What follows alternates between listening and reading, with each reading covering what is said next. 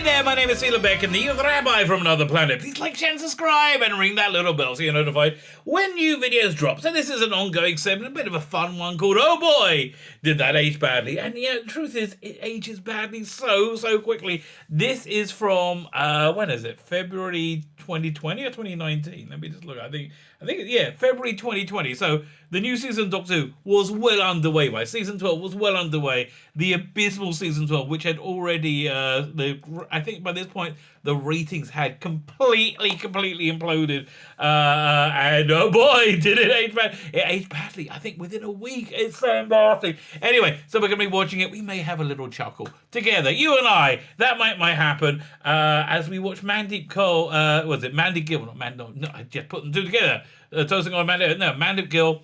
At the Radio Times cover party, and boy, listen, I've held back in going over stuff on Mandip Gill because she's such a dummy. I mean, like, I'm sorry, but she's such a dummy. Oh my god, she's when you watch like an average science fiction thing that isn't very complicated.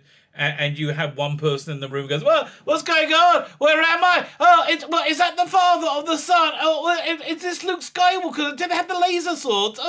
She's that person. She is that person that has annoyed us all. Every sci-fi geek from the dawn of time who doesn't understand anything and she doesn't understand anything so fine.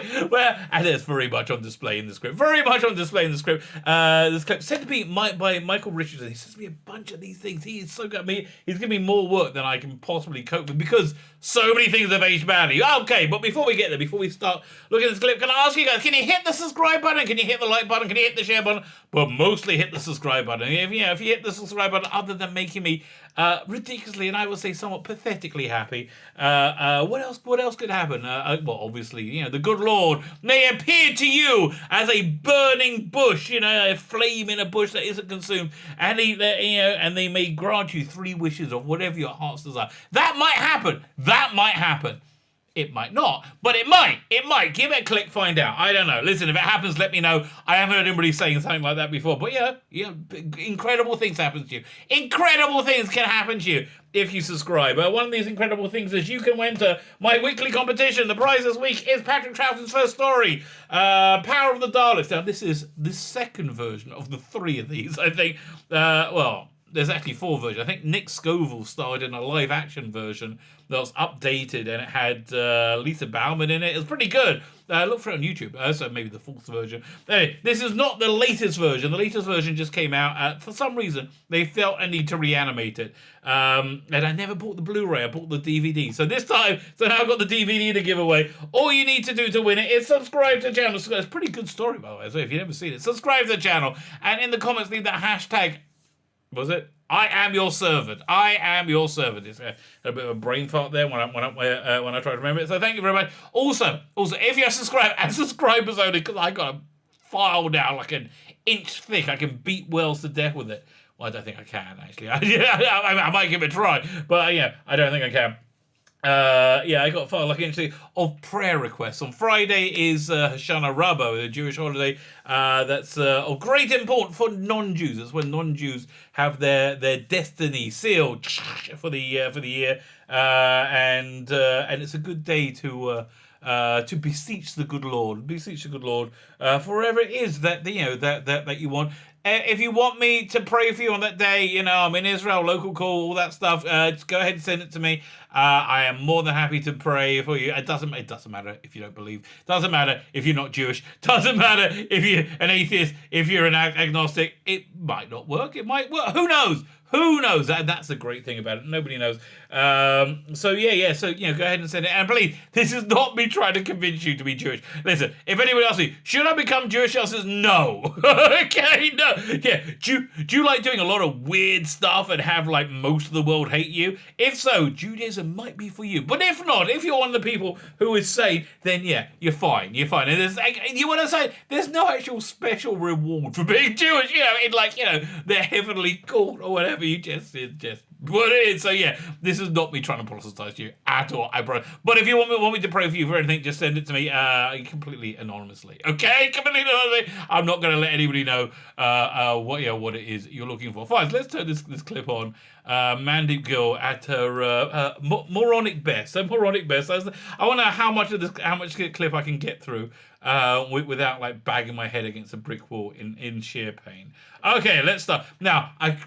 What I do for you guys, so you want to know what I do for you guys, I try and I take the audio from the from this clip, and then I painstakingly map it onto the when I make the video, right? It takes me freaking forever. So I got to try and remember not to talk when the clip is on, because it's a real pain in the ass when I'm doing it. So yeah, let's have a watch of this. How are you enjoying the Radio Times covers party? I'm having a really good time, actually. I feel a little bit overwhelmed because I know... Listen, okay, this is a little bit mean, okay? It's going to be a little bit mean. But, like, let me just... she's got, like... She had these kind of crazy starey eyes that, like the crazy starey eyes that, like, really dumb people often have who get excited, when you give a puppy, a big bouncy ball. She had those eyes at the beginning. Wind back the video and look, because it's crazy. Okay, so she's having a good time at this incredibly expensive party. And wearing one of the worst dresses of all time. I mean, this is like the inverse of chic. I mean, did she get the curtains? Did she do a Sound of Music and make this out the curtains?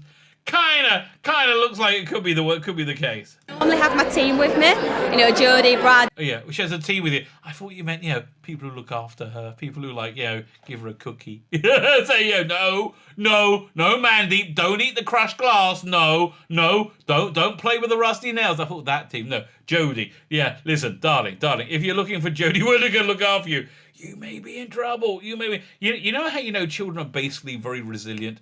It's because Jodie Whittaker is a mother, and she hasn't killed a kid. Because I don't think there's a lot of acting going on in her Doctor Who portrayal. I think she's that stupid in real life as well.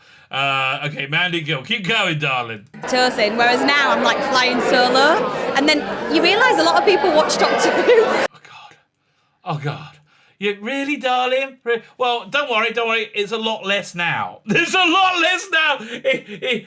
A lot of people used to watch it, that's for sure. A lot of people used to watch it, and now 70% of them went away, basically because of that vacant grin on your face. Yeah. But still, you have, after you add up the overnights and anybody who watched it on iPlayer for more than this is true, by the way.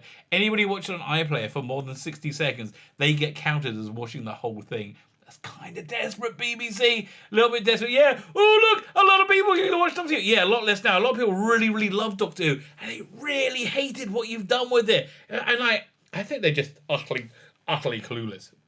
So I'm like, everyone's going, oh, we love you in our family. Yeah, no.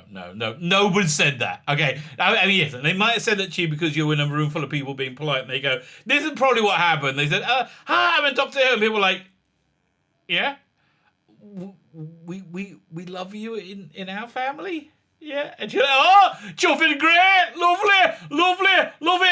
Love you in our household. I'm like, so yeah, I'm having a great time. She said thank you when they said you don't suck. Listen, darling, don't worry. You're not going to be on that input in a difficult situation if we ever meet. I will tell you quite how awful you've been. Actually, would I tell her how awful she's been? I don't know. And again, I would like to think, what would I ask Jodie Whittaker if I was interviewing her? I guess I'd ask her, how do you think it's going? Because I think they think it's going really well. I mean, look at that again. Let me zoom in a little bit. This is an expression of somebody who thinks it's going really, really well, right? He thinks it's going really well. It's not going well at all. You're just a bit of a dummy. I'm sorry, but and then listen, there's nothing wrong with being a bit of a dummy, okay? There's nothing wrong with it. You should just embrace it. Not everybody can be smart, okay? It's just you're a bit of a dummy, darling. Obviously, and also after a massive episode for Yaz, right? Can you hear me? I mean, what? That aged badly. Can you hear me? Well, again, this was one of the groundbreakingly bad episodes of Doctor Who. For me, actually, it's the worst episod of Doctor Who ever. Right? It had a pretty decent villain because they got a good actor in for it, but then he had the fingers, that was just okay. Yeah, Wet Willy, I think we called it. Oh, God, again, just look at these expressions. They are freaking priceless. Like, oh God. Yeah, and then Mandip had this whole new backstory written. I mean, she's been in it for 2 years. Like, this about 2 years. This entire new backstory was like just crammed in that one episode, and the backstory was utterly ridiculous. You're a Muslim girl who was bullied for being Muslim in Yorkshire. Really? I don't think so. Again, you've been to Yorkshire. Yeah, you've been to Bradford, for example. Yeah, no one's being bullied for being Muslim there. And then, oh god, there was nothing good about the episode. It was the worst episode up until they got the next one, which was even worse. And that was the absolute classic where Jodie Whittaker, said it didn't give Bradley Walsh any uplifting idea, uplifting speech when he said his cancer, he's worried about his cancer. She just went, "Oh, chuffing great. I feel a bit socially awkward." That for me is the worst moment on Doctor Who, and there's a lot to choose from in that era. Was it like delving into her backstory like that? Yeah, I think crushing it in 10 seconds. It was amazing. We worked with It was amazing, but not in the way that you think. Charity as well, which I think was really helpful. But I love working on dramas. Like, for me, Really, darling. When you say you love working on dramas, are you talking about Hollyoaks or are you talking about I, Claudius? I think you're talking about Hollyoaks. That's not a drama, but that's really a sweet spot. That's where you want to be in life. You want to be in that Hollyoaks spot because, darling, there's no, can I say there's no, Sir Gilgood award waiting for you. No. me, sci-fi was quite challenging in itself, and when I understand it's challenging because you don't understand it, because you don't understand much, because you're a dummy. Actually, honestly, that thing I hate about Star Trek Discovery as well, it's that it used to be you had to, the smart kids like Star Trek, the smart people like Star Trek, and now the smart people try to watch Star Trek and they go, this is too dumb, and okay, so you nearly understood some of it. Oh my god, we're only 36 seconds in. Help me. I came here, I was like, right, so now how do I run away from monsters that are not there? How do you run away from monsters? This is what you do. It's called acting. Okay, it's called acting. You can watch the TV show Extras with Sir Ian McKellen. He gives them his acting method. It's that he pretends. Yeah, he's himself. He's Sir Ian McKellen, and then when somebody says action, he pretends to be the person doing the things that it says in the script. So you don't actually need to be running away from a monster to pretend that you're running away from a monster. You just got to imagine I worked out what's difficult for you because you can't keep anything in your head. Okay, if you weren't a moron, you need to just imagine in your head what a monster. It doesn't have to look like the monster that's going to be on TV. No, they can put a whole different one in. You can put glove sock, sock glove man, and you can get a drashing, whatever. Go, and you pretend that's actually your job. Okay, that's good. Maybe if you're taking all these acting classes from Jodie Whittaker, maybe that it does sound like it's clear why these two are friends. They certainly met each other's intellectual level. But I love working on dramas, and Chris is an amazing writer. No, he's not. He's a terrible writer. Philip Hinchcliffe is the one who said that Doctor Who is the show that finds you out. Doctor Who is the show that finds you out. And boy, he found them out. Oh boy, it's bad. Also, this for me, it's lots of people's stories. I've had a lot of people say they see themselves in Yaz. Okay, nobody sees themselves in Yaz. I mean, it's possible to see yourself in Yaz in that she doesn't have a character. She has no characteristics at all. She's a blank slate. She's the bestest ever, and everybody loves her because she's the best. She's the bestest policewoman, even though she's not. She's the bestest companion that Graham loves. Oh, the bestest ever. But doesn't really have much of a personality, which Mandip probably makes you perfect casting. Absolutely perfect casting. And I think it was the right time to sort of explore that avenue and explore what avenue? That you're a moron. Hey, we've been doing it for 2 years. It's fine. Explain her backstory. I've always said. Again, that's not the way. You don't jump. You don't squeeze a backstory into one episode after 2 years of appearances. You kind of like layer it. You like, you tease a little bit. You give a little bit of time. No, not the way Chris Chibnall does it, because he's a great writer. He's a great writer, isn't he? No, he's not. I'm telling you, it's not good that you're from the North. It's not good from your North because, there's this stereotype that, people from the North, whenever they do stupid people, they always like do people from the North, right? And you are, that's not good. It's not good. You're not a good ambassador for Yorkshire. You're a bad ambassador. 57 seconds in. Oh my God. No, there's a reason why she's a police officer. What's the reason that a police officer once stopped her committing suicide when she was being bullied when she wasn't, in the middle of a road in a boringly bad written episode about a character we didn't care about? Oh yeah, it all makes sense. It all makes sense. Come up when the time's right, but I feel like the time was right to explore that. Oh, you felt it was. The time was right, and okay, fine. And understand why she wants to be a part of this journey. Like, she's got her... It explained nothing at all. Issues going on, and the reaction has been absolutely amazing.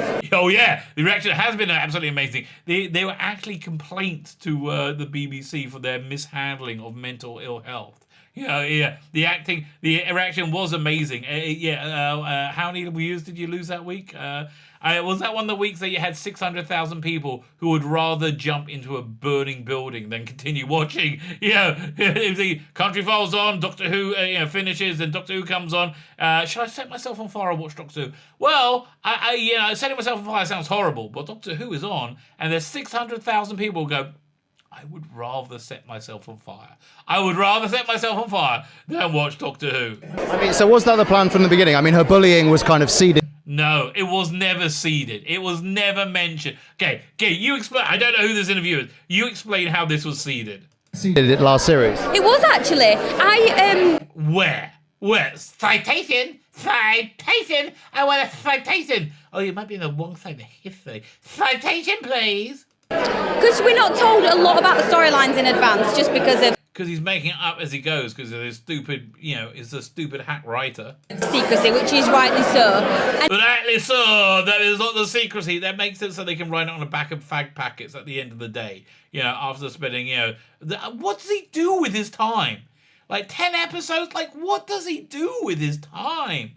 I can't believe all the scripts aren't in hand already. Really? It's breathtaking, isn't it? I knew it was planted at some point, so I knew that I had that as a... So if it was planted at some point, when? Specifically, when was it? Because I've been watching you as carefully as I can. I do fall asleep a lot while I watch the show, but I go back and I watch it because I have to review it.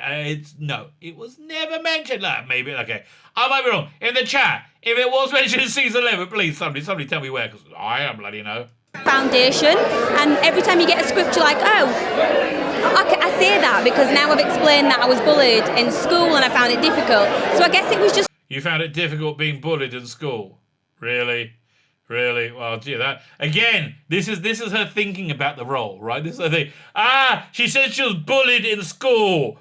Oh, I bet she found that difficult, and that's why she became a police officer. Okay. That's good. See, that makes lots of sense. Sort of like a layering process. A layering process. Okay, so this is the way Chibnall layered it. Okay, it was like nothing. Everything in this one go. Everything now. Nothing. Yeah, okay, good. That's how it was layered, was it? Fine. But yeah, Chris is very good at seeding, plan. No, he's not. He's not. Do you understand? We can see this show as well, right? We can also see and hear it. It's like you don't keep it private. You broadcast it on TV, and we can actually see this show. You understand that, right? No, she doesn't. She doesn't understand it, does she? She doesn't understand it at all. She's the dumbest woman I think I've ever done a video on. I don't know. Who's the... Wait, it would be great if they had... Mandip and Jodie, they had a mind-bending contest to see who was more stupid. Back, Doctor, back. And then Philip Hinchcliffe turns up, and then, oh, look, there's another Doctor! In lots of seeds. You said before that you had a dinner with Chris where you talked through some of your ideas for Yaz. Oh, really? Oh, boy. Would I love to be a fly on the wall? I think one day we should talk about why Yaz is a police officer. And we should explain it, maybe. But I don't really know. And Chris is like, yeah, that's pretty much... That's a pretty uncanny impersonation of the two of them, wasn't it? You might have thought Chris Jim or Mandip Gill were actually on your screen at the time. If you close your eyes, you might have just thought that happened. No, it was all me. It's incredible. Some of that realised in this episode? Yeah, so there was, because one of the things was, like, I wanted to know why she was a police officer. I just think, like, we choose... And again, because you had... Okay, so she was a police officer. I can't say a police woman, because that's genderist. Yeah, I mean, excuse me, did you just shoot my gender? Yeah, you're a girl. It didn't really explain it that a police officer stopped her killing herself. So she said, I'll become one of them too. That way I can stop people killing themselves and I'll feel good like she did. Weren't you supposed to give her 20 quid or something at the end or something like that? To do things for a reason, and if we could make that reason really wholesome and really real, it would. Alright, suicide? Like, okay, fictional suicide.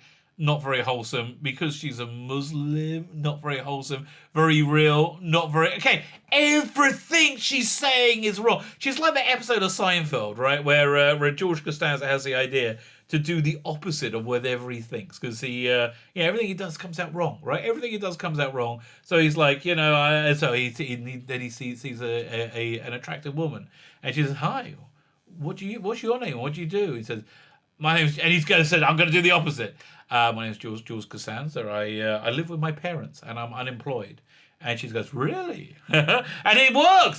This is it. She is the opposite. Just do the opposite of whatever you think. But again, no, it requires thinking, which is, oh God, I want to be in that dinner when she told Chris Chibnall what she, oh God, that'd be so good. Probably resonate a lot better. So I just was like, if it makes sense what your character does, it kind of resonates better. Again, this acting process. Listen, acting students, drama students, I hope you're watching this. To pick up this utter gold. Why is she... Or a bit of a golden shower, really. Police officer, because there was at one point when I was about 5, I was like, I'm going to be a police officer because I want to make a difference. And I was like, why did I want to make a difference? We lived in an area where there was lots of stuff going on. We'd phone the police a lot and they'd come out. Okay. She lived in an area where they phoned the police a lot, so she had a bit of a trigger finger on 999. It's little Mandip. I think we gotta hit some National Socialists in the face. From Germany in the 1930s. Those national. I think we gotta go hit them in the face. Oh yes, Mandip. Yeah, we'll have an officer around. Oh my God. So basically, they had do you think she was some kind of retarded child program where they send policemen out to... Think that could have happened? That sounds kind of likely, doesn't it? I would love to see us from the police one. Oh God, we've got to go to Mandip bloody Gill's house again. Oh God, she's so stupid. Oh, I tell you, the police force do not get enough respect. They go out and visit her often. And help or whatever. So I did briefly speak on that of going, why is she a police officer? We're still okay. We're 3 minutes in. We're 2.5 minutes into this interview. You're still saying the same thing. So I thought we should do why she's a police. Okay, we're still okay. We understand. You think people should have motivation, which is actually quite impressive. That you think that, given your acting choices. Which okay. And then he padded it out. So amazing. Christian will then padded it out. Not really very well. I mean, it was a great episode. No, it wasn't. I mean, coming up, we've got... seriously, as this guy's talking, is his nose, growing? Ooh, it's a great episode. Ooh. If we watch this clip long enough, it's just going to come out and, poke her in the nose, isn't it? Oh, an episode with, I think, Mary Shelley and Lord Byron, and then Yeah, that was boring, wasn't it? That was let's do Mary Shelley and Lord Byron. Shall we have them snorting coke off each other's arses as they, in their debauchery, they write Frankenstein? No, let's have them dancing boringly, and then introduce a seemingly quite interesting character and then waste him and still make it boring. Yeah, and that was also the one where the Doctor, or the stunning and brave Doctor, played by Jodie Whittaker, destroyed humanity by doing the exact thing that Captain Jack told her not to do. Because she's as smart as Mandip is this Doctor. She's as smart as Mandip, she is. And then the Cybermen. I mean, can you tease us anything about that? I can tell you, it's awful. It's absolutely awful. Yeah. Look at again. Look, okay. This face is the face of undeserved confidence. If you ever want to know what undeserved confidence looks like, it looks like that. Oh my gosh. Here we go. Shrink that down again. Oh, Mandip. You are a gift that keeps on giving, but you are a gift that also gives a headache. Okay, let's see what you got to say about the season finale. I can't really, but there is a lot of Cybermen, and actually, there's a lot of Cybermen. Okay, there were 6. I think maybe, if you're lucky. It's really exciting. I know. Yeah, it was exciting if you. Yeah, again, I bet Chris Chibnall was really excited. It's like, ooh, they're all gonna like this. They're gonna love it. Ooh, they're gonna love it so much. They're gonna love it. That's not very exciting. That's not very stunning and brave. We say this all the time, but it was really fun to do. I think it was really fun to destroy Doctor Who. Yeah, that thing you've loved for your entire life. That 57-year history. You really that a lot of people watch. Remember, you said that at the beginning. If you can remember that far back, a lot of people watch Doctor Who. Yeah, that was fun to destroy that. That was fun. It was an amazing episode for everyone to watch. We get to see the Cybermen. We get to see the Cybermen again. So. Okay, I'm not joking. This was her pitch for the episode. You get to see the Cybermen. And you get to see the Cybermen again. That's your pitch. That's your pitch for the episode. I tell you. Whew. That's all I can say. What was it like kind of acting opposite them? That's actually quite an interesting question. He actually asked a good question. Did she think they were real? That's why I guess I had to keep convincing her. No, Mandip, they're not real Cybermen. They're just men in costume. I'm scared. I think that probably happened on set. It's really good. Yeah, it is. And I feel like I have to be careful in what I say because it could give things away. But what? It was good acting against them. Yeah. You already told us they're there. Oh my god. Yeah, they're an amazing, iconic part of the show. Actually, I have to say, in all fairness to this this era of Doctor Who, which I hate, which you may have picked up on it from my commentary. You might have picked up on how much I dislike it. Their Cyberman design was the best Cyberman design ever. It was freaking awesome and wasted on this track, but like the best Cyberman design ever. Sure, we've come up against the Daleks before, so you come up against one Dalek before, and then it took how about 5, 6 of you and a microwave to deal with the Dalek without the Doctor actually helping. Capaldi's Doctor would have dealt with that Dalek in between sips of tea as he glowers around the TARDIS and go. That was it. That's it. But again, this is a woman. This is the Doctor who blew up the TARDIS as the first thing that she did. Not because she had post-redemption trauma, because she's a moron. For us, it's like, wow, this has been going on long before we got there. So then, really, again, this realization of very, very basic things. Things that I am 30 years old. So that means something that's 32 years old happened before I existed. My mind is blown. To be able to play against something that's been going on for a long time. Play against and destroy. It sort of cements us in the Doctor Who world. That's the freaking point of it. That's the point. You want to cement you in it. No, darling. It didn't. It decanonized you.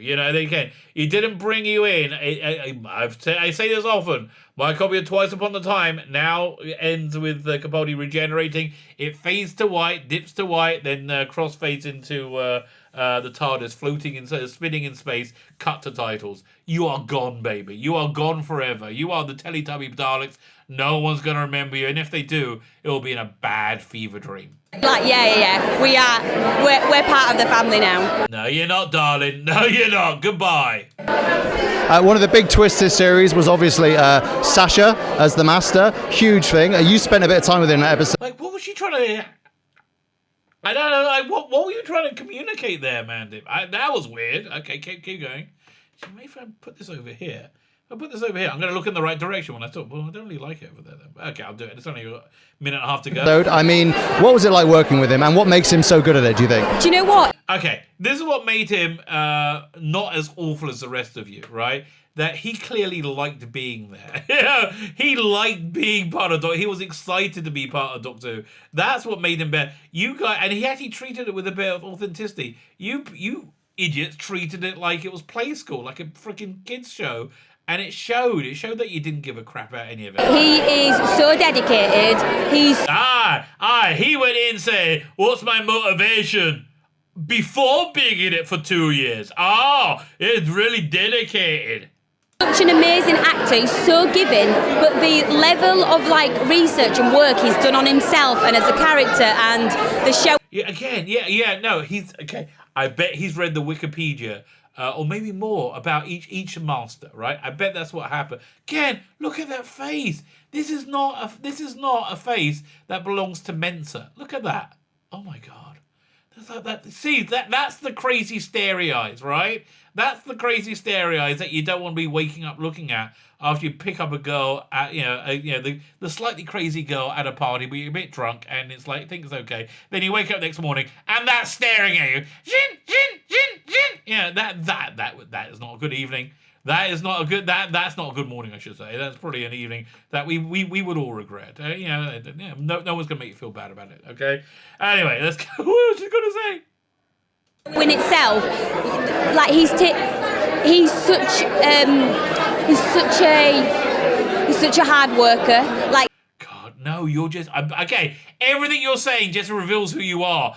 No, you're just insanely lazy. That's what I think. I think he likes to work, and you're insanely lazy. He'd often take himself off and practice the lines, but wait a minute. Okay, are you saying he's a hard worker because he sometimes took himself off and practiced like, we just walk in and say it. Oh, Doctor, you're the best. Oh, you're what? No, she's got a bit Scottish there. That's a bit weird.